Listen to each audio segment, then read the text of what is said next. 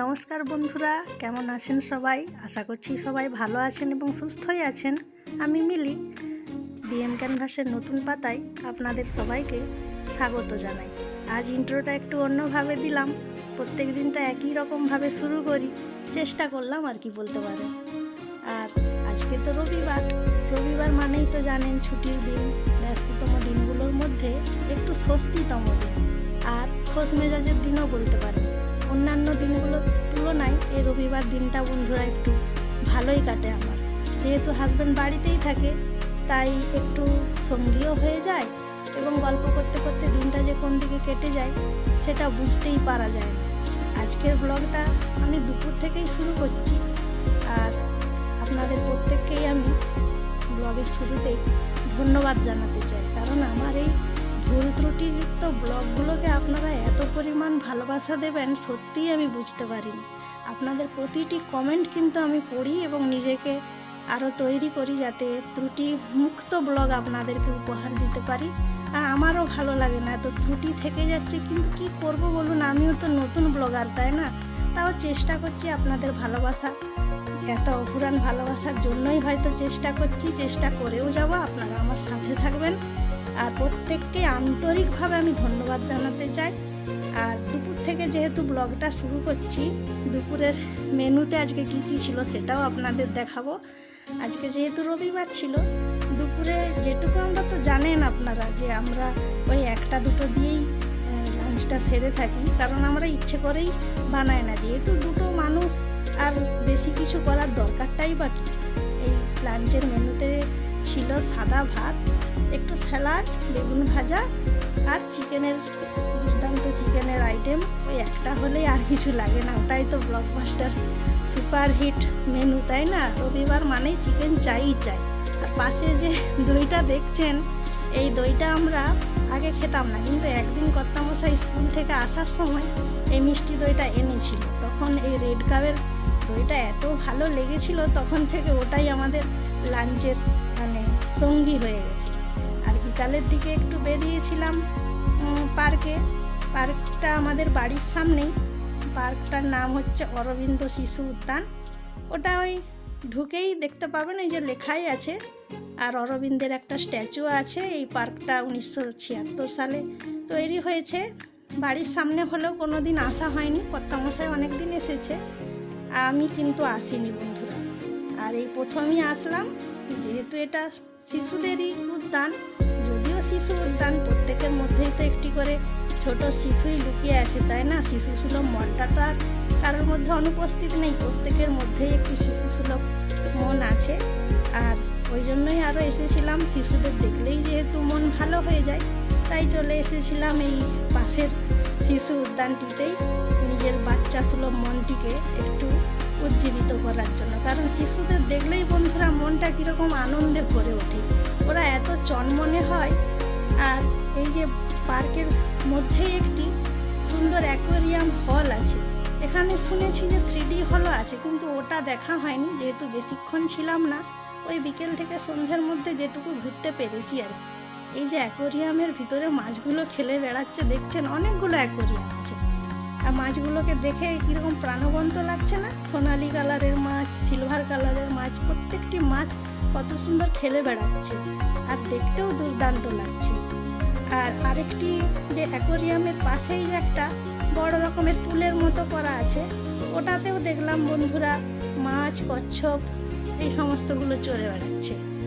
আর এই মাছ আর কচ্ছপ দেখে আমার আবার একটা গল্প মনে পড়ে যায়। কচ্ছপগুলোকে দেখে আমার নিজেরই পাঠ্যাংশের একটা গল্প মনে পড়ে যাচ্ছে আর কি। কচ্ছপ কিন্তু দেখবেন বন্ধুরা কখনো থামে না, ওরা কিন্তু এগিয়েই চলে সামনের দিকে। আর যে প্রবাদটা আছে সেটা হলো কুর্ম শনৈ শনৈ গচ্ছতি। কুর্ম মানে কচ্ছপ আর শনৈ মানে ধীরে ধীরে। ওই কচ্ছপ কিন্তু ধীরে ধীরে এগিয়ে চলে এবং শেষ পর্যন্ত কিন্তু ওই জয়ী হয়। এদের থেকে কিন্তু আমাদের অনেক কিছু শিক্ষাও হয় বন্ধুরা। আমাদেরও কিন্তু থেমে থাকলে চলবে না, এইভাবেই সামনের দিকে এগিয়ে যেতে হবে আর নিজের যেটা লক্ষ্য সেটাকে অ্যাচিভ করে নিতে হবে। আর জানেনই তো, প্রথম থেকে ভুল ত্রুটিগুলো থাকলেও ভুল করতে করতেই মানুষ শিখে। কি বলুন বন্ধুরা, আমার সাথে কি আপনারা সহমত হলেন? আর আপনারা যারা আমার ব্লগগুলো নিয়মিত ফলো করেন আর আপনারা যারা আমাকে উৎসাহিত করেন তাদের প্রত্যেককেই আমি মন থেকে কৃতজ্ঞতা জানাচ্ছি। জানি না কতটা কি পারছি, তবে চেষ্টা আমি অবিরাম চালিয়ে যাচ্ছি, এটুকু বলতে পারি। আপনারা যদি সাথে থাকেন, পাশে থাকেন, আরও চেষ্টা করব নিজেকে কিভাবে ইমপ্রুভ করা যায়। ওই হলটা থেকে বেরিয়েই আর একটু বাইরের চতুর্দিকটা দেখে নিলাম। বিকেলের দিকে বেরিয়েছিলাম, কিন্তু বেরোতেই দেখলাম লাইটগুলো জ্বলছে। বুঝতেই পারছেন যে সন্ধ্যা নেমেই আসছে, এই জন্য পার্কের চতুর্দিকে আলোগুলো জ্বালিয়ে দিয়েছে। বাইরেটা বেরিয়েই কি সুন্দর সবুজে ঘেরা এই যে ব্যস্ততম যে মেদিনীপুর শহর, কিন্তু এটাকে একটা অক্সিজেনের ভান্ডার বললেও ভুল হবে না। কারণ এই ব্যস্ত শহরের মধ্যে যে সুন্দর একটি পার্ক তৈরি করেছে, কর্তৃপক্ষকে অসংখ্য ধন্যবাদ জানাই।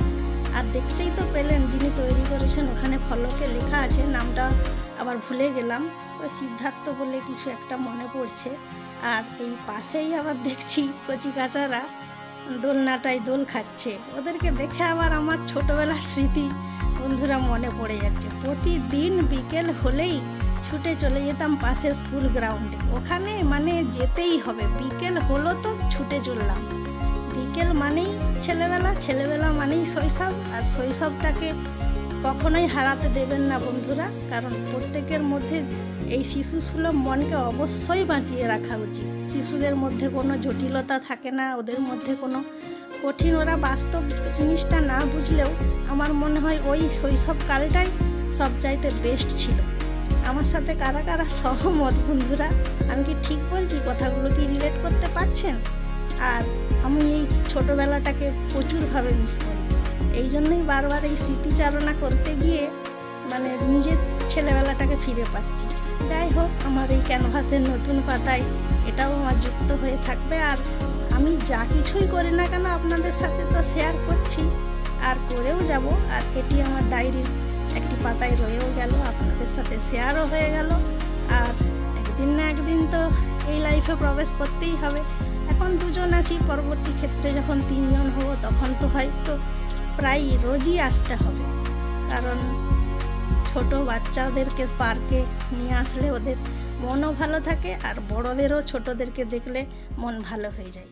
এই যে বন্দি জীবনটি দেখছেন, এই যে মোরগগুলো খাঁচার ভিতরে আছে, আমার বন্ধুরা এরকম বন্দি জীবন দেখতে একদম পছন্দ লাগে না। আর যারা খাঁচায় বন্দি করে রাখে যে কোনো পশু পাখি, আমার খুব মনে কষ্ট লাগে। এই যে এটাকে মোরগের মতো দেখতে, কিন্তু কি টার্কি নাকি কি একটা লেখা আছে, তো এই মোরগই আমি বলছি চলতি ভাষায়, কিন্তু ওখানে ইংলিশটা লেখা আছে, খুব একটা ভালো করে লক্ষ্য করলাম না। আর এই মোরগগুলোর পাশেই খরগোশগুলোও আছে। জানেন, আমাদের বাড়িতে একটা টিয়া পাখি ছিল, আমাদের বড় হওয়ার সাথে সাথেই আমি কিন্তু খুলে উড়িয়ে দিয়েছিলাম, কারণ আমার এই বন্দি জীবন একদম ভালো লাগে না। খরগোশও আমি খুব পছন্দ করি, কিন্তু এই বন্দি জীবনটা দেখতে আমার ঠিক পছন্দ হয় না। পায়রাগুলোও দেখলাম ওইভাবেই আছে, ওরাও হয়তো মিস করছে, বাইরে যাব বলছে, কিন্তু ওদের কথা আর কে শোনে? ওদেরকে দেখার জন্যই শিশুরা যেহেতু আনন্দ পায়, তাই ওদেরকে ওখানেই রেখে দিয়েছে। শিশুরাও আনন্দ করছে আর ওরাও ওখানেই আছে শিশুদেরকে আনন্দ দেওয়ার জন্য। সন্ধ্যা হয়েই এসেছে, এবার বাড়ি ফেরার পালা। বাড়ি তো ফিরতেই হবে। যাই হোক, আজকের এই রবিবার দিনটা খুব ভালোভাবেই উপভোগ করলাম।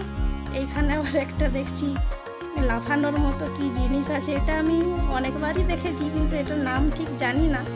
তবে খুব ভালো লাগে দেখতে, যে বাচ্চাগুলো কীরকম চনমনে হয়ে অ্যাক্টিভিটিসও হয়ে গেল, আর বাচ্চাগুলো একটু আনন্দও করতে পারলো। আর শীত যে পড়েছে ভালোই বোঝা যাচ্ছে, কারণ বাচ্চাদের মাথায় টুপি আছে, দেখতেই পাচ্ছেন। আচ্ছা বন্ধুরা, আপনাদেরকে আমি ধন্যবাদ জানিয়ে ব্লগটা শেষ করব। শেষ পর্যায়ে চলে এসেছি। আমরা তো বাড়ি ফিরবই। আপনারা যে যেখান থেকে দেখছেন ব্লগটা, কেমন লাগছে ভুল হলেও বলবেন, ভালো লাগলেও বলবেন। আর যদি ভালো লাগে বন্ধুরা, আপনাদের কাছে অনুরোধ রইল লাইক করে, কমেন্ট করে পাশে থাকবেন, সাবস্ক্রাইব করে। আর আমি তো চেষ্টা করছি নতুন নতুন ব্লগে নতুন নতুন আপনাদের কাছে কোনো কিছু উপস্থাপন করার চেষ্টা করেও যাব। আপনারা যদি আমার পাশে এইভাবে সাপোর্ট করতে থাকেন, আমি নিশ্চয়ই একদিন আমার যে লক্ষ্য আছে সেটা আমি সফল করব। আর আশা করছি আপনারা আমার পাশে থাকবেন।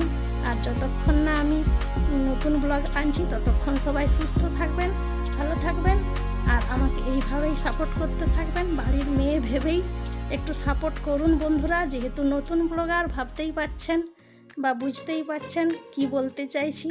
সবাই ভালো থাকবেন, সুস্থ থাকবেন, আর আমাকে এইভাবেই সাপোর্ট করে যাবেন।